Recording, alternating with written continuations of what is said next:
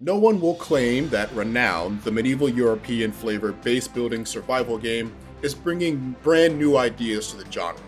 If you played anything like it, from its primary inspiration, Rust, to more modern iterations like RuneScape Dragonwild, you have a good idea of what you're in for when you drop into a server and start your journey from humble homesteader to the Lord of the Realm. My brief hands-on time with it was fun, but it also raises and doesn't clearly answer an important question. If you currently have a favorite survival game, is it worth making the switch right now?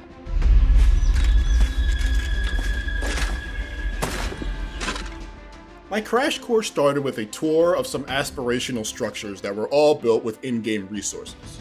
Some of them, like a huge castle complete with a small village lingering in its shadow, were things that the team taking me on the tour, led by game director Jesse Jacobson, didn't expect to see players to ever be able to make without concerted team efforts. But the ones that were within reasonable player reach were cool in their own rights. Tall, sturdy stone walls with mighty working gates to keep enemies out, and winding halls and spiraling stairs is a step above what is often just square rooms with storage stuffed in them. The couple I walked through myself came with a significant investment of time and in-game gold, and was positioned as the form your typical endgame stronghold would want to look like before the regular server resets. So it's only right that we spent the first bit of our session tearing one of them up in a raid. After taking a quick spin on a catapult, a few of the devs entrenched themselves inside a nearby fort while my group attempted to conquer it. We left the siege machine behind and opted for something more mobile: hammers and door-breaching petards to turn them into splinters. When inside, we ran through the halls and stairways looking for fights, eventually culminating in a sprawling skirmish up on the battlements. After putting down the foes, we took the castle's banner and claimed it for ourselves. These fun scenarios make up the bulk of Renown, which is heavily skewed towards players who would rather raise a sword to fight versus a hammer to build. This is reinforced by its mechanically nuanced melee system that takes cues from games like Chivalry, Mordhau, or Kingdom Come Deliverance. Swinging your weapon at various angles creates different offensive maneuvers, which can be useful for getting around shields, the safest and most reliable defense you'll encounter. For the bolder player, a parry exists that, when timed right, can be followed up with a fast attack that helps poke holes in stubborn defenders.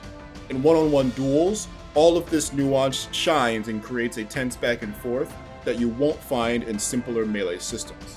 It's not quite realism, but the lethality of every stroke mixed with the motion-captured HEMA animations really elevates swordplay in the moment. In multiplayer brawls, I relied very little on any of these tools, opting to just gang up on whoever my squad was bullying to overwhelm them with the blows that they couldn't possibly deflect. Maybe it's pretty realistic after all. Getting the combat right was the driving force behind Jesse and executive producer Charlie Edershank's need to make Renown a reality. Ever since me and Charlie met, we would spend most nights after school discussing how cool it would be for chivalry combat to be in a survival game, Jesse told me. They played games like Realm of Kings and Rust and would love everything about it except the melee combat, and took it upon themselves to create the thing they wanted to see in the world. You, of course, can't become a badass knight decked out head to toe in plate armor without first knocking trees over with a stick in order to build the workbench that will produce all you need for your empire. The gathering process in survival games like this is never one that I would confidently call engaging, but Renown's is especially boring in comparison to its peers. Some parts of the process are streamlined. You still need to build individual fixtures to craft specific things like a tailor's bench to make leather armor and a stone furnace to smelt metals. But all the crafting can be done in your inventory menu, so you don't have to stop at every little building to make and receive stuff. But gathering materials felt more like a chore than ever. Things are pretty expensive, so you're going to need a good amount of wood and stone to get the basics. At least they're easy to find. I spent 10 minutes walking around in search of animals to hunt for hide and fat, essential for moving through the tech tree, and couldn't find any. I imagine all of this plays differently with a server full of other players who could potentially harass you during your gathering and construction campaigns, but in this leisurely environment, I found it tough to stay motivated to grind. The survival part of Renown is also exclusively a PvP thing, as there isn't much to manage as far as keeping yourself alive, with just no enemies, arrows to dodge. Without genre staples like hunger meters or day-night cycles, I was free to exist completely at my pace. These mechanics are often nags, but without them, there's uncomfortably little pushback when playing alone. There are quite a few steps between crafting your first workstation and creating a sword, steps that can be bypassed if you're willing to venture out into the wilderness to find loot. I did not get to experience this part of Renown in any meaningful way, but I was told that pre-built points of interest, like the aforementioned Grand Castle, double as hotspots full of gear and trinkets that could be an instant upgrade to player's kit, or at least worth lots of in-game gold. I can only speculate that in a PvP environment, this kind of skulking around presents the same dangers as other popular survival games. But I couldn't speak on how this flows with Renown's heavy focus on intimate close quarters combat. There were a lot of features that sound great, but either I didn't experience them directly, or they weren't available yet. The biggest feature coming that I think will be a pivotal one for Renown's success long-term are server events. As it stands pre-early access, the 8,000 or so playtesters in the alpha right now are tasked to find their own fun, with the construction and combat systems both being toys in an open sandbox of possibilities without any explicit direction from the game itself. Right now, a solid contingent of players collaborate to build strongholds and siege weapons and march on enemy camps without much prompting. But even the RDBK team admits that some guided play would bring some necessary balance. One event they've been prototyping would turn an NPC settlement into a claimable fortress when signaled, driving all of their disparate bands of warriors on the server to join one another in chaotic combat over. Other ideas are based in similar form as this, with caches of loot spawning in specific locations on the map to be claimed by whoever can secure it first. But Jesse really emphasized how important and frankly proud he is of being a facilitator of the sandbox for individual communities to flourish. His team has even reached out and recruited almost all of the official Rust server hosts to run Renown servers. That's mostly because we provided them with tools to make that an easy process, Jesse assured, as well as providing them financial compensation for the effort. The goal being that they can use their particular expertise to help modify and regulate game tools and create server climates that can cater to all sorts of players.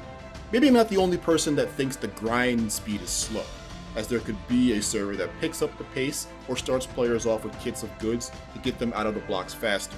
Servers wipe weekly to keep players' progress from being insurmountable, but a server can exist where those wipes happen less often, if at all. The Renown team want as close to infinite player adaptability as possible, and they want to be as involved as a server host needs them to be to make it happen.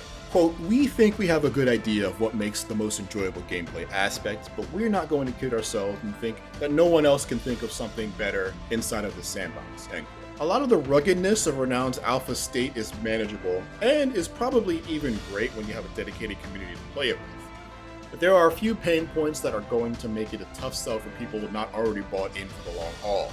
I had quite a bit of performance issues in playing, both with the devs and on my own. Frame rates jolted and lag really did its best to undermine me when I needed stability the most. The current UI and menus are rough around the edges and inconsistent throughout. Some tooltips are arrayed around selection wheels while others sit in lists that are difficult to navigate while in the thick of the action. All of these things are on the list to reform and fix as the development team expands, hopefully before its slated Q3 2025 early access launch. Renown's crunchy combat has a lot of potential in a genre not known for making close combat an elaborate affair. The basic and sometimes mundane gathering and building game that you have to trudge through to get to the cool stuff is very raw and still has a ways to go to meet the quality standard of the games it hopes to compete with. While its dearth of content, stability issues, and ragged UI are strictly RDBK Studios' responsibility, the community is poised to have a lot of control over the day-to-day experience. Time will tell if the former can come together quickly enough to nurture the latter. For more previews of the biggest upcoming games, don't miss our recent looks at Ninja Gaiden 4 and Invincible Versus. And for everything else in the world of video games, stick with IGN.